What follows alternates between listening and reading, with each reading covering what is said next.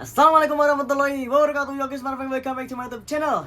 Pengen ini Fartafik di konten Bacot Bola. Ya, cuy.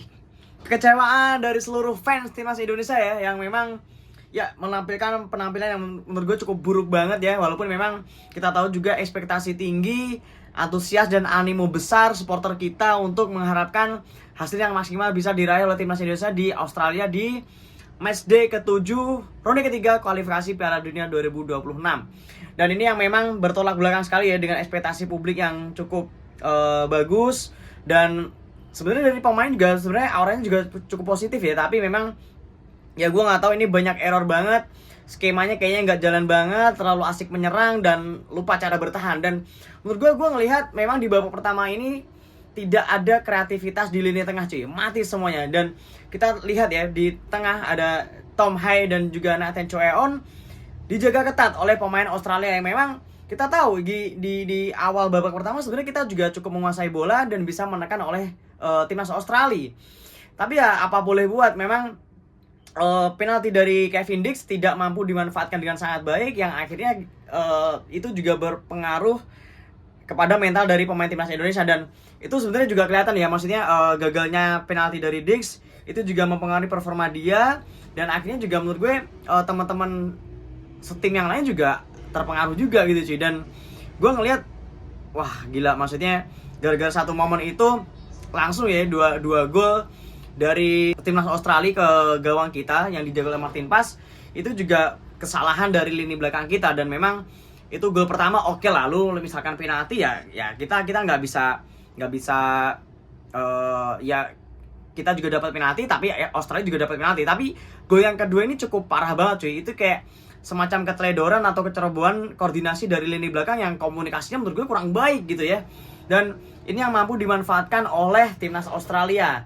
Dan memang untuk di babak pertama ini kita lihat juga skor 3-0 ini cukup telak banget ya. Itu bener-bener memukul mental dari semua pemain timnas Indonesia. Dan menurut gue dari seluruh pemain ya yang bermain pada malam hari ini, menurut gue yang bisa menampilkan permainan cukup konsisten dan baik ya Kevin Verdong ya. Itu salah satu pemain favorit gue di timnas dan dia konsisten cuy dari awal sampai akhir ya. Walaupun ada mungkin beberapa pelanggaran yang dia lakukan, yaitu murni karena memang dia juga pengen melakukan clearance atau mengcover pemain timnas Australia yang mungkin berpotensi bisa membahayakan daerah dari timnas Indonesia gitu cuy. Dan oke, dan sebenarnya dari kronologi pertandingan ini ya, gue sebenarnya juga pengen menceritakan secara rinci karena gue juga bikin notulen ya, gue bikin catatan secara detail setiap menit yang memang ini juga wah kacau men. Dari setiap menit yang gue catat, gue memperhatikan permainan kita tuh nggak bisa berkembang, bahkan tidak ada kreativitas di lini tengah. Dan bahkan yang bikin gue heran kenapa Patrick Kluivert bisa memainkan Nathan Choeon. Dan gue bukan bilang ini pemain jelek, enggak ya, gue tahu dia punya kualitas, tapi dia tuh kayak cadangan mulu kan, maksudnya kan dia nggak pernah punya menit bermain di Swansea City. Dan itu menurut gue juga mempengaruhi ke performa dia. Dan bahkan beberapa nama yang menurut gue juga sebenarnya pantas masuk starting line up, dia nggak masuk, kayak contohnya Sandy Walsh yang memang dalam beberapa pertandingan terakhir dia juga cukup diandalkan di Yokohama F Marinos di Liga Jepang maupun di AFC Champions League Elite. Dan gue nggak tahu cuy, kayak Rizky Ridho sebenarnya bagus, tapi ya dua pemain debutan di pertandingan malam hari ini ada Ole Romani dan juga Dan James, menurut gue juga cukup bagus lah ya. Apalagi Ole Romani berhasil menciptakan gol di laga debutnya ya. Dan gue sih juga bingung ya, maksudnya dari 3 penyerang yang bermain di babak pertama ini sama sekali gak ada yang turun ke belakang. Ya mungkin oke lah, sekali-sekali si Ole Romani juga cukup membantu pertahanan untuk menjemput bola. Artinya dia juga berusaha dengan sekuat tenaga untuk bisa mengalirkan bola ke depan. Ya karena gimana lagi, tengahnya tuh udah mati coy. Dan gue bener-bener gak melihat peran Marcelino dan juga Rafael Strijk di babak yang pertama. Ya kalau Strijk oke, masih kelihatan dengan beberapa peluang. Dan penalti yang didapatkan Dix juga berawal dari pelanggaran dari Rafael Strijk. Dan sekali lagi cuy, dan ini skor telak 3-0 tuh itu bener-bener mempengaruhi mental pemain di babak yang kedua ya. Dan kalau kita lihat ya, bahkan untuk di lini belakang pun mereka juga nggak tahu mau dikemanain bolanya. Orang di lini tengahnya udah dijaga ya kan. Dan bahkan gue lihat beberapa kali Calvin Verdong juga cuman passing pendek di belakang dengan J8 dan ya tetap nggak bisa ke belakang. Walaupun memang total passing kita tuh akurasinya bagus sampai 80% ke atas dan jumlah passing kita juga banyak, tapi passingnya cuma di daerah sendiri cuy. Jadi nggak ada ancaman yang cukup nyata untuk di pertengahan babak pertama sampai akhir babak pertama. Dan ya ancamannya cuma di awal babak pertama, dan itu menurut gue juga kita lihat di situ timnas Australia juga nggak terlalu ya berani menyerang. Mereka juga cukup bermain hati-hati, mereka juga menjaga level mereka, karena mereka juga tahu gitu banyak pemain inti yang absen untuk membela timnas Australia pada malam hari ini. Dan ya itu berdampak banget ya, gol kedua, gol ketiga, bahkan untuk di babak yang kedua pergantian Reinders pun sebenarnya juga cukup memberikan warna baru ya untuk lini serang dari timnas kita. Ya kita tahu juga strike juga nggak terlalu berfungsi lah ya di babak yang pertama, dan free kick Verdong juga ya hanya membentur pagar betis ya kan.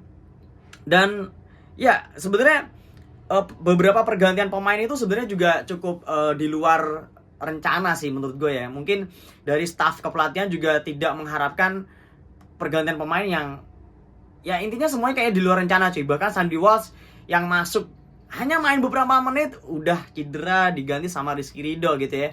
Ya walaupun ya itulah yang menjadi gambaran permainan kita malam hari ini, dan itu juga tidak memberikan hasil positif.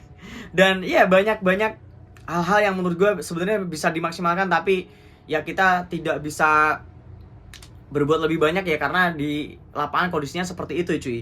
Dan masuknya Sananta, Ivar Jenner untuk menggantikan Marcelino dan juga Nathan juga nggak berpengaruh apa-apa gitu di penghujung babak kedua. Bahkan gol dari timnas Australia juga malah bertambah gitu. Dan ya 5-1 cuy, hasil yang cukup maksudnya mengecewakan sekali, karena mengingat kita juga bisa meraih hasil imbang 0-0 di pertemuan pertama di GBK. Dan gue sih berharap ya dengan kondisi yang sangat sekarang, pemain kita bisa tetap menjaga mentalitasnya, bisa bermain dengan baik untuk fokus melawan Bahrain ya di pertandingan ke-8. Kita main home, dan tentu juga masih ada 2 laga lagi di match di ke-9 dan ke-10 lawan Cina dan juga Jepang. Semoga kita bisa memaksimalkan di sisa laga yang ada gitu cuy. Dan gue sih berharap ke depan kita juga bisa memberikan yang terbaik. Dan cuy, ini sebenarnya kalau kita pengen realistis ya, karena memang di awal ronde ketiga ini sebenarnya kita itu nggak berekspektasi untuk finish di posisi 1-2 ya. Pasti itu kita semua juga udah tahu pasti itu bakal spot punyanya si Jepang dan juga Australia gitu cuy. Dan kita pun sebenarnya juga realistis aja untuk mengamankan posisi ketiga dan keempat ya. Oke. Dan ya mungkin segitu aja ya teman-teman ya. Dan next gue mungkin akan bikin pembahasan yang lainnya juga di Bacot Bola. Dan ya gue terima kasih buat teman-teman yang udah nonton dari awal sampai akhir. Dan gue juga pengen tahu komentar kalian teman-teman yang tadi udah nonton, gregetan, gemes ya, timnas kita nggak bisa berkembang.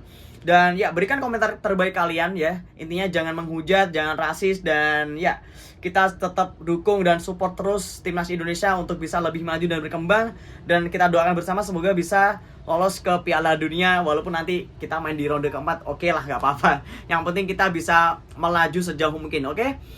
Dan ya mungkin sekian itu aja video gue kali ini. Thank you buat teman-teman yang udah nonton dari awal sampai akhir.